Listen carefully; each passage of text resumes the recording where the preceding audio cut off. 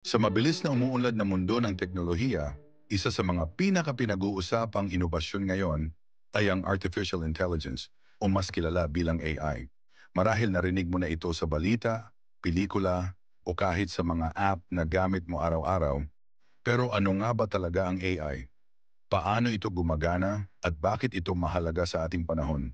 Sa blog na ito, susuriin natin kung ano ang ibig sabihin ng AI, paano ito nakakatulong sa iba't ibang aspeto ng ating buhay, at ano ang mga hamon at oportunidad na dala nito.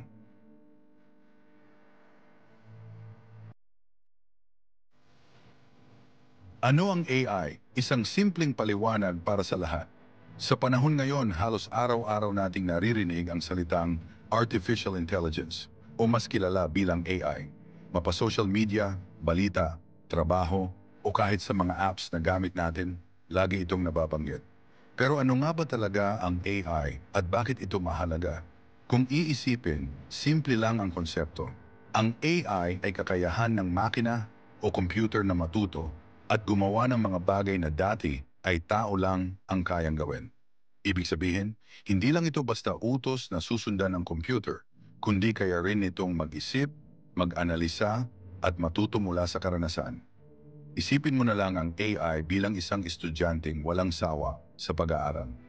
Habang mas maraming impormasyon ang ibinibigay mo, mas nagiging matalino ito.